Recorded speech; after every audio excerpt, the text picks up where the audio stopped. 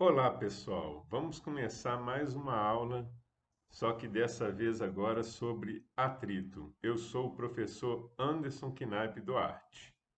Então, vamos começar nossa aula sobre atrito. Você saberia dizer o que é atrito? Em que situações ele surge? Quais fatores influenciam na intensidade da força de atrito? Bom, então vamos iniciar com algumas reflexões. Falando aqui, inicialmente, da origem do atrito, né? O atrito é uma força que decorre da interação entre superfícies. Ou seja, nós temos que ter pelo menos duas superfícies em contato para que haja o atrito. Essa interação pode ser analisada do ponto de vista mecânico e também do ponto de vista atômico. Nós vamos trabalhar aqui com a força de atrito do ponto de vista mecânico, ok? Observe a superfície de uma lixa. Você verá facilmente as saliências do material a olho nu. A superfície de um espelho também existe irregularidades nela, porém, a olho nu, nós não conseguimos vê-las, né? Apenas com instrumento óptico. Então, aqui, ó, nós temos a ampliação aqui, ó, da superfície de contato dessa caixa, né, com essa base de apoio. Repare que quando a gente amplia, mostra claramente que a superfície é o quê? Irregular, que ela apresenta rugosidade. Então, isso aqui que vai gerar o atrito. Quanto maior for a rugosidade, maior será essa força de atrito atuante entre esses dois elementos, ok? Muito bem. Como que nós podemos definir atrito? Atrito é a força de resistência ao movimento relativo, ou a iminência de movimento entre duas superfícies em contato. Quando a gente fala o caso do movimento, pode ocorrer deslizamento, né, ou rolamento. O atrito é dito seco quando não há fluidos ou lubrificantes entre essa superfície. Então, a lubrificação da superfície diminui o atrito. Nós vamos estudar dois tipos de atrito: o atrito dinâmico ou cinético, que é aquele que atua no corpo quando ele está em movimento, e o atrito estático, que é quando existe a força tentando movimentar o objeto, mas ela não é suficiente para colocar esse objeto em movimento, ou seja, o objeto permanece em repouso. Quais são as condições para que exista o atrito? É necessário que exista uma força aplicada ao corpo. Então, essa é a primeira condição, né? Nós temos que ter uma força aplicada ao objeto, mas essa força pode ser suficiente para mover o objeto ou não. Caso a força não consiga movimentar o objeto, o corpo, significa que ela não é suficiente para superar a força de atrito estático. Ou seja, nesse caso, o corpo vai permanecer em repouso. Ok? Mas nós podemos ter uma outra situação, que é quando a força aplicada no objeto consegue romper o estado de equilíbrio estático do corpo. Aí essa força vai conseguir o quê? Movimentar o corpo. Então, aí deixa de atuar sobre ele o atrito estático e passa a atuar sobre ele o atrito cinético ou dinâmico. Ok? Muito bem. Vamos iniciar aqui agora explicando o que é a força de atrito estático, né? A força de atrito estático, ela atua no corpo quando uma força motriz, que no caso aqui dessa figura, ó, é essa força F aqui, ó. A força motriz, ela está tentando mover o bloco para a direita, né? Se a força motriz tenta mover para a direita, o atrito é para esquerda. esquerda, ok? Tem sentido oposto ao da tentativa de movimento, ao da força F. Mas repare que essa força, ela não é suficiente para movimentar o bloco. Então, a gente pode ir aumentando a intensidade da força. Bom, podemos observar também que quanto maior for a força F aplicada ao corpo, maior será a força de atrito estático. Então, à medida que aumenta a força F, a força de atrito estático, ela também vai aumentar. Mas isso vai acontecer até quando? Até o momento em que a força de atrito estático ela atinja o seu valor máximo. Quando ela atinge o seu valor máximo, nós dizemos que o corpo está na eminência de entrar em movimento. Ok? Então, portanto, o atrito estático ele se refere ao estado de equilíbrio estático do corpo, ou seja, o corpo permanece em repouso.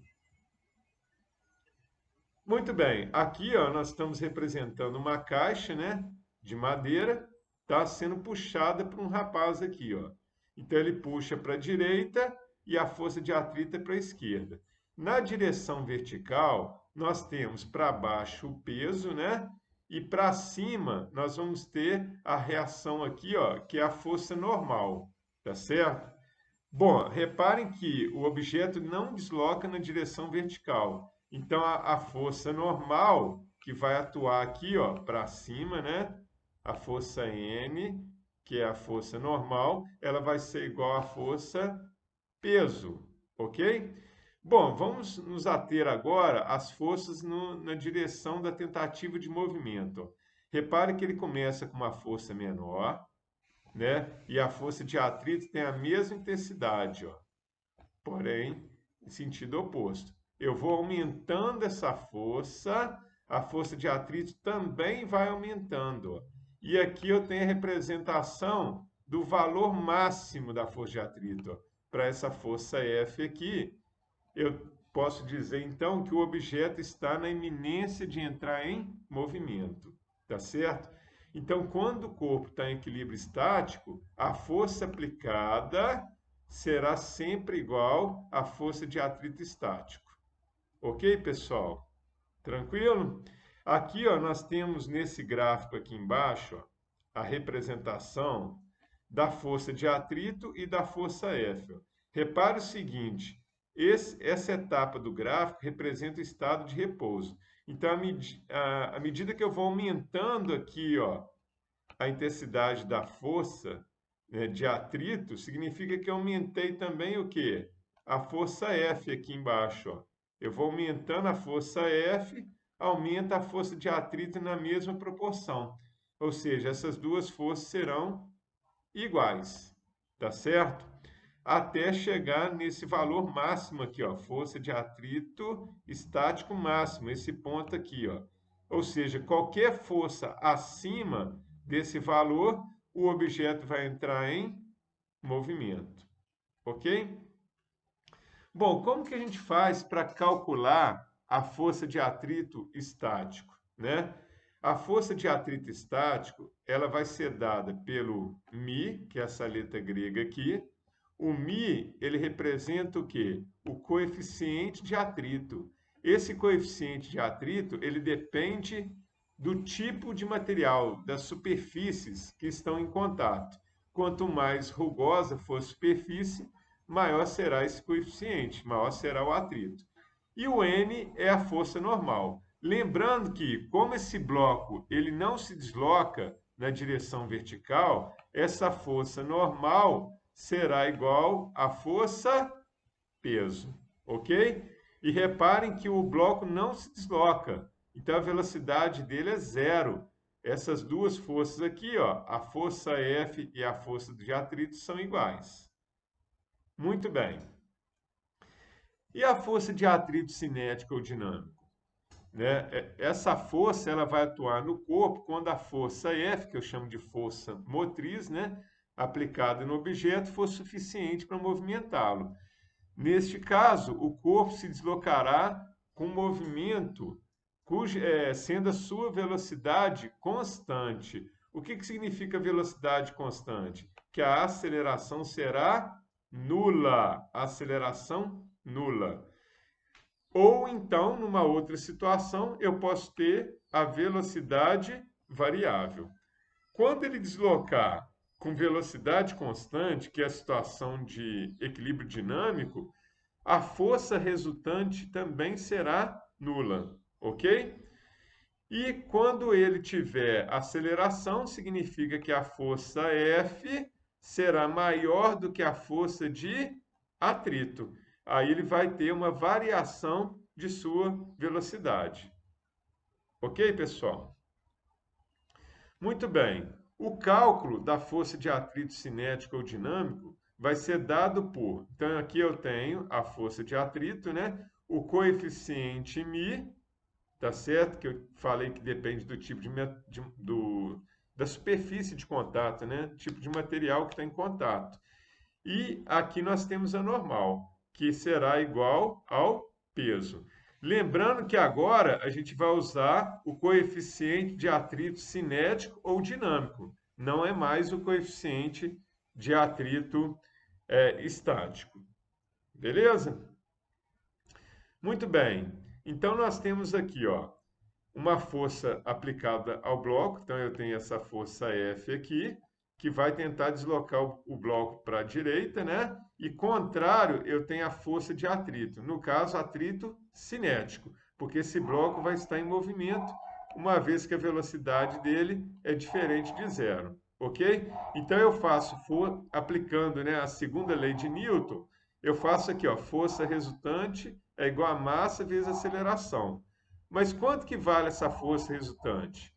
O F está para a direita e o atrito está para a esquerda. Então, a força resultante é o quê? A força F menos a força de atrito, que vai ser igual a massa vezes aceleração. Beleza, pessoal? Outra coisa interessante que chama atenção aqui, ó, que o coeficiente de atrito estático, o valor máximo dele, é maior do que o atrito cinético. Então, por exemplo, se eu vou tirar um guarda-roupa do lugar para poder pintar uma parede, é mais difícil eu romper o estado de equilíbrio dele estático inicial do que depois que ele estiver deslizando, eu continuar empurrando. Por quê? Porque a força de atrito estático máxima, ela possui um valor maior do que a força de atrito dinâmico ou cinético, cujo valor é constante. Ok, pessoal? Bom, como determinar a força normal? Igual eu falei para vocês, né? Como o bloco não vai deslocar na vertical, a força normal, que está puxando o bloco para cima, vai ser igual à força peso, que puxa o bloco para baixo. Então, aqui eu tenho, ó, normal igual ao peso. E como que eu calculo o peso? Eu pego a massa em quilograma e multiplico pelo valor da gravidade. Ok? Mas se eu tiver um plano inclinado, né, aí eu tenho que fazer o diagrama de forças. O que é o diagrama de forças? Eu tenho que representar aqui todas as forças que atuam no bloco. Reparem que o peso é sempre na direção vertical, ó, né? Em relação à superfície da Terra aqui embaixo. Então, eu vou ter que decompor a força-peso na direção x, que é o px, e decompor na direção y, que é o py. Reparem que esse ângulo aqui, ó, formado aqui entre a direção da força P e do PY, é sempre igual ao ângulo daqui de baixo, ó, que é o ângulo de inclinação dessa plataforma, inclinação desse plano inclinado, ok? Esses dois ângulos são iguais. Então, o PY, ele é o P vezes o cosseno do ângulo, ó. Esse é o valor do PY. E lembrando que aqui a normal está para cima, o PY para baixo, ó. Então, a normal, para equilibrar, tem que ser igual ao PY. E quanto que vale o PY? Eu vou pegar o P, o valor do P, que é o peso do bloco, e multiplicar pelo cosseno do ângulo θ aqui, ó. Beleza, gente? Ok? Bom, podemos observar que quanto maior for a inclinação do plano de apoio do corpo, maior será o peso na direção x, ou seja, maior será o px. Então, quanto mais eu inclino, por exemplo, se eu levantar mais essa rampa para cá, ó, né, o que vai acontecer? Eu vou aumentar a componente do px e vou diminuir a componente do py. Ok? É lógico que vai chegar um momento, né, que essa força PX que está puxando o bloco aqui para baixo, ó, ela vai superar a força de atrito aqui, ó, que tenta evitar o deslizamento do bloco para baixo. Tá certo? Muito bem, pessoal. Aqui nós temos a representação gráfica, né? Como eu falei para vocês, ó, à medida que aqui embaixo, no eixo horizontal, eu tenho a força F, ó. Então, ó, força F e aqui no eixo vertical o atrito. À medida que eu vou aumentando a força F, ó, a força de atrito aumenta na mesma proporção, até atingir o valor máximo aqui nesse ponto, ó, onde eu tenho a força de atrito estático máxima. Aí rompeu isso, aumentei um pouquinho mais a força, o objeto vai entrar em movimento. E reparem que o valor da força de atrito dinâmico é menor do que o valor da força de atrito estático máximo. Foi o que eu falei para vocês. É mais difícil iniciar o movimento de um corpo do que manter ele em movimento. Justamente por isso. Porque a força de atrito estático máxima tem um valor maior do que a força de atrito dinâmico, que possui um valor constante. Bom, quais os fatores que vão influenciar no atrito, né? Então, uma das coisas é a resistência do ar, né? A resistência do ar, ela gera um atrito, ela dificulta o movimento, né?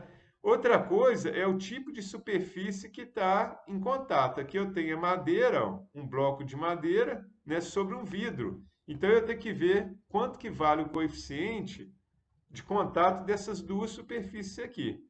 Mas com certeza, aqui embaixo, ó, onde eu tenho uma lixa de base, né, e o mesmo bloco de madeira, ó, a lixa ela é muito mais rugosa. Então reparem, aqui em cima, como a superfície é mais lisa, eu exerci uma força de 5 newton aqui, ó, e consigo movimentar esse bloco, né, com essa força mínima de 5 newtons.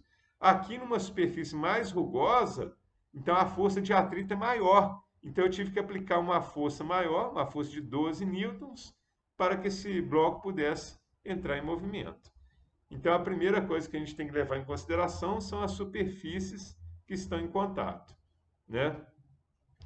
Bom, resistência a reduzir e resistência útil. Para facilitar o movimento, é importante reduzir a força de resistência do ar. Por exemplo, o ciclista, né? Nós temos aqui um ciclista andando de bicicleta. O que ele faz quando ele está descendo um morro, por exemplo? Né? Ele abaixa a cabeça, né? Justamente para diminuir o quê? A força de resistência do ar, né? E, consequentemente, ele vai ter um aumento da sua velocidade. Tá certo? Outra questão importante é a aerodinâmica, né? A aerodinâmica. Olha como é que é essa superfície desse trem-bala aqui, ó. Tá vendo? É como se estivesse cortando o ar, ó. O ar vai bater aqui em cima e vai deslizar, ó. Tá certo? Então a aerodinâmica também é muito importante. A mesma questão aqui, né? Nesse jato aqui, né? O ar também ele é cortado aqui, ó, pelo bico, ó, né? Então também é importante a aerodinâmica dos aviões, tá certo? Em alguns casos, gente, é importante reduzir o atrito, né? Por exemplo, nos rolamentos, né? Aí o atrito já não é desejável também, tá certo? Então nós utilizamos lubrificantes, né, nessas engrenagens justamente para diminuir o gasto da superfície, né? Então, para conservar mais, né, esse tipo de superfície de engrenagem, tá certo? As estradas também, os asfaltos, eles têm que não pode reduzir demais o atrito, né? Justamente para o carro não deslizar, tá certo? Mas também ele não pode ser uma superfície também de atrito muito grande, né? Porque aí começa a ter muitos poros, né? E com isso a água pode infiltrar ali, danificando, né, essa superfície do asfalto, tá certo? Aqui nós temos as dobradiças, ó, né, que de vez em quando tem que ser lubrificadas também, que elas vão se enrijecendo, né? Então, esses aqui são alguns exemplos, né? Então, quais são os fatores que vão influenciar aí no atrito, né? Vamos voltar aqui. O tipo de superfície, tá certo? O polimento ou aspereza dessa superfície, né? A massa do corpo, ou seja, né, o seu peso, né? Que no caso da superfície plana horizontal vai ser igual à força normal, né? Então, quanto mais pesado for esse corpo, maior será o atrito também. Então, os carros que são muito leves, né, a gente fala que eles têm pouca estabilidade, porque gera menos o quê? Atrito, né? E aí nós falamos também do atrito se for de rolamento ou deslizamento, tá certo? Bom, vamos passar aqui adiante. Agora vamos ver aqui uns exercícios, né, para a gente finalizar essa aula, tá certo? Vamos considerar que tem aqui uma caixa de madeira, né, contendo um equipamento de laboratório médico, está sendo empurrada ou arrastada aqui sobre uma superfície plana, tá? Ligeiramente rugosa. Então, essa superfície, ela gera um atrito, ok? Bom, a massa da caixa é 800 quilos e a intensidade da força que a move com velocidade constante é de 500 newton. Então, nós temos um super-homem aqui, né? Apesar dele não estar aparecendo, mas uma força gigante aqui, tá certo? Bom, calcule o coeficiente de atrito dinâmico entre a caixa e a superfície, considerando a gravidade igual a 10. Uma coisa importante, se essa caixa ela está se deslocando com velocidade constante, significa que a aceleração é igual a zero. Então, nós podemos falar que a força resultante, que é igual a massa vezes a aceleração, vai ser igual a zero. Nós vamos ter a força resultante igual a zero. E qual é a força resultante aqui, ó? Eu vou ter a força F, que é do empurrão, né? E contrário, eu tenho para cá, né, para o outro lado, a força de atrito, né? A força de atrito. Bom, então a resultante vai ser a força F menos a força de atrito. Isso vai ter que ser igual a zero. Então, passando a força de atrito para o outro lado, eu tenho que as duas forças serão iguais, né? Como a força F foi dada aqui, ó, 500 newton, então a força de atrito vai ser igual a 500 newton. Bom, nós podemos agora calcular a força normal, que eu posso chamar de Fn, ou posso chamar de N também. A normal é igual ao peso, que é a massa vezes a gravidade. A massa do bloco foi dada aqui, ó, 800 quilos, e a gravidade vale 10. Então, multiplicando aqui 800 por 10, eu vou ter uma força normal de 8.000 newtons. Então, nós agora aplicamos a equação da força de atrito, ó, que é atrito, o coeficiente de atrito dinâmico, uma vez que o bloco está em movimento, vezes a normal. Então, a força de atrito nós temos aqui em cima, né, que vale 500 newton. Bom, o coeficiente eu quero calcular, esse coeficiente, e a força normal nós calculamos aqui, ó, que é 8.000. Então, passando 8.000 dividindo, 500 dividido por 8.000, eu vou ter um coeficiente de atrito dinâmico igual a 0,0625. Se eu quiser obter esse resultado aqui, ó, em porcentagem, é só multiplicar por 100. Ó. Então, multiplicando por 100, eu ando duas casas. Uma, duas. Dá 6,25%. O que significa isso? Que a força de atrito correspondente, ela tem um valor de aproximadamente 6% da força de contato entre a caixa e a superfície. Então, esse é o significado. Ok, pessoal? Muito bem, vamos para o último exercício aqui agora. Ó. Eu tenho um bloco de massa, né, de 10 kg de massa que está em repouso sobre uma superfície. Aí foi dado aqui, ó, o coeficiente de atrito estático, 0,3, coeficiente de atrito cinético, 0,2. A gravidade local é 10. Para as forças abaixo, quando aplicada no bloco, diga se ele está em movimento ou repouso e calcule a aceleração. Para a gente saber se esse bloco aqui está em movimento ou repouso, nós precisamos calcular a força de atrito estático máxima, que é a máxima força que ele suporta sem entrar em movimento. Então, eu tenho aqui, ó, a força de atrito estático máxima é o coeficiente de atrito estático vezes a normal. Lembrando que a normal é igual ao peso, que é massa vezes gravidade. A massa vale 10, a gravidade também vale 10, então 10 vezes 10, eu vou ter a normal igual ao peso, igual a 100 newtons. Ok? Então, vamos calcular aqui, ó, a força de atrito estático. Ó. Eu vou pegar o coeficiente de atrito estático, que está aqui, então 0,3, vezes a normal, que é 100.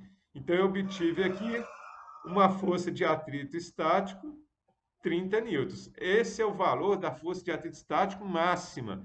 É a máxima força que o objeto suporta no estado de repouso.